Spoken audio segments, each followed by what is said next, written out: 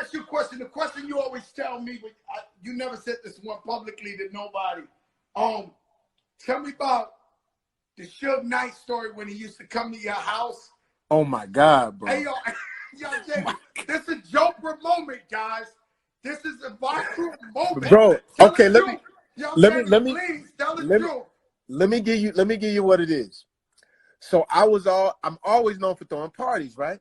So I used to throw parties at my house all the time. You've been there, Joe. My little house in Tarzana. So I'm throwing this party, but it's crazy. Everybody there. Eddie Murphy, Salma Hayek, Michael Bay, everybody in my little house. And at that night is special because a young kid by the name of The Game, just coming up, he wants to come to the party, but my good friend is there. His name is Snoop Crip, Game Blood.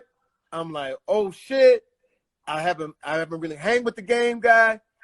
The Game guy says, I'm good. No, nigga, I'm good. It's gonna be good. It's gonna be cool. We're gonna be good. We're gonna be good. So he shows up. He wore blue diamond-studded earrings to show respect to Snoop.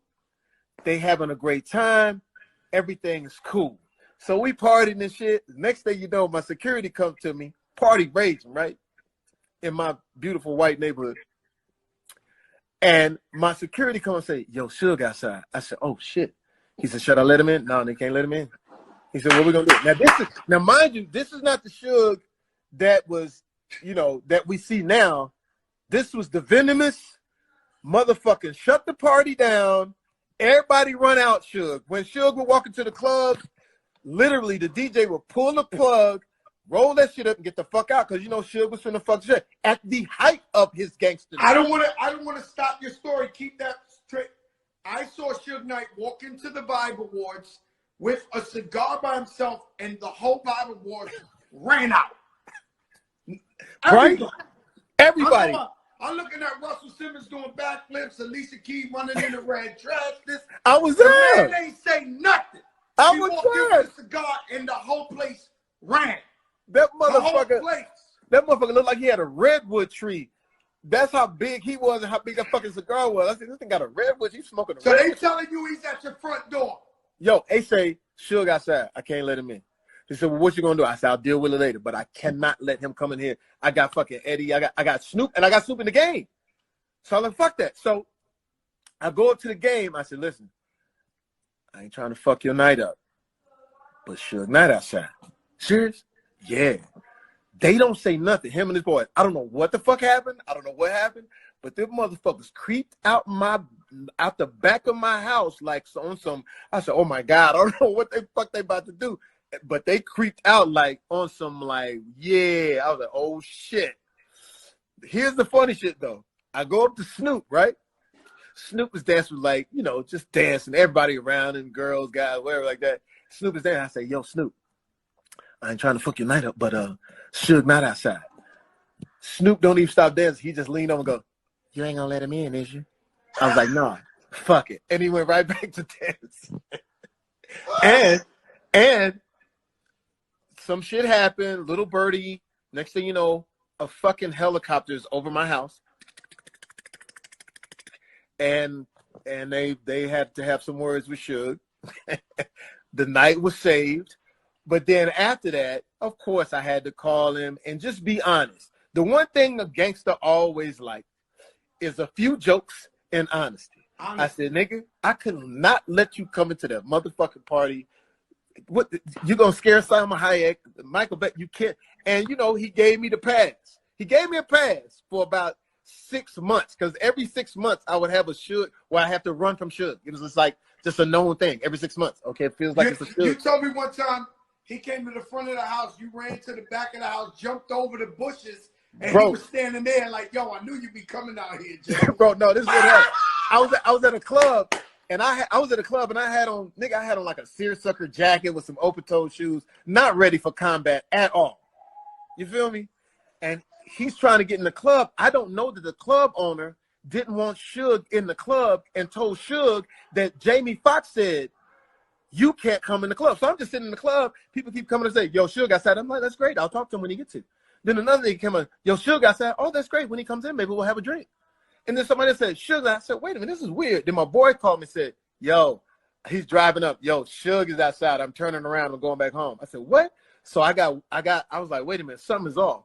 So I sneak out the back with my boy Johnny Mac. We get in our truck, and as we're driving through the alley, I see Suge walk past the alley like the fucking missing link, like fucking. I said, oh, that's him. So we had to go down the street. I gave my boy my phone. I said, listen, go talk to Suge and put Suge on the phone. So I went down the street. My boy bravely goes up to Suge and says, Foxx want to talk to you. Suge grabbed the phone and said, it ain't cool no more, nigga. Click. I was like, oh, shit. Fuck. I hear my boy say, put it back on the phone. Put it back on the phone. I got to get this right. Because you can't let a gangster simmer for 24 hours.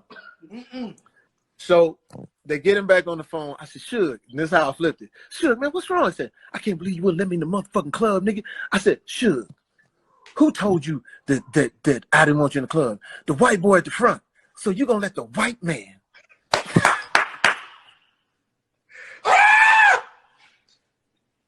Suge, you're going to let the blue-eyed demon come in between us? We broke bread, my nigga. I would never do that. This is us as black people. We need to come together in the words of Malcolm X. Man, when I told you I preached for about an hour, and it gave me a pass. I'm like, phew. It gave you a pass. Nah, man, let me tell you something. It's really crazy, man, because Suge Knight, man, he ain't do nothing but show me love. Every time he saw me, hug me, show me love. Joe, you know I know the story. I ain't gonna tell, yo, I can't even really, But you know I know the story, Joe. You know I know the story. I'll say this without giving everything away to everybody listening, everybody watching Joker right now. The one person that he always had respect for is Terror Squad, Fat Joe. Now I know the story about the guys in line because Dre and them told me. All right, he's on. You got to tell that story, Joe. So they at the BMI Awards or the ASCAP Awards.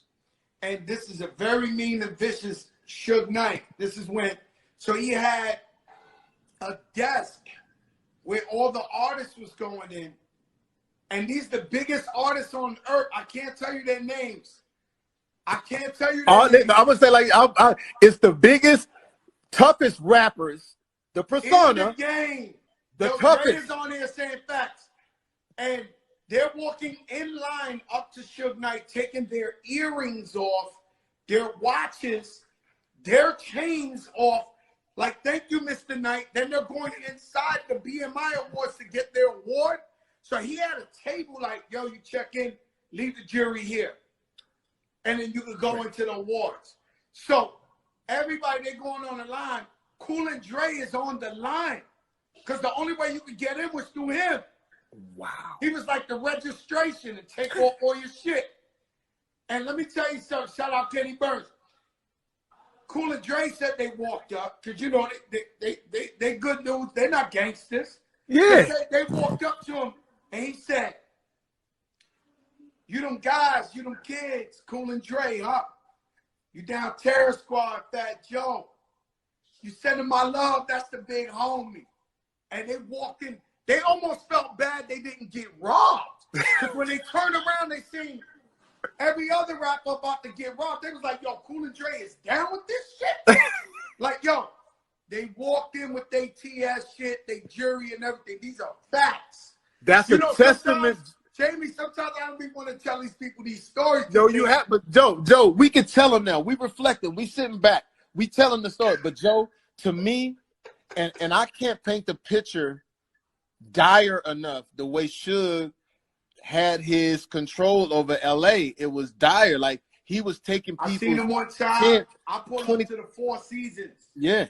I pulled up to the Four Seasons like one of these Soul Train Awards, something, right? The man pulled up in like 10 trucks with 100 guys, right?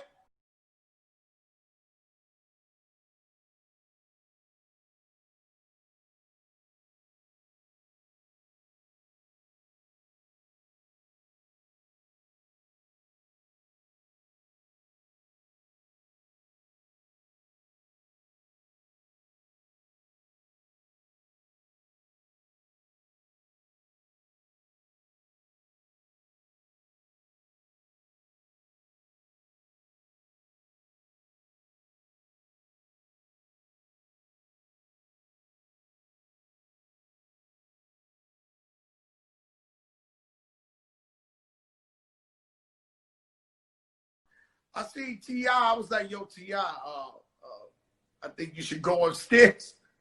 Suge just asked for you. Oh my God. Yo. That pressure.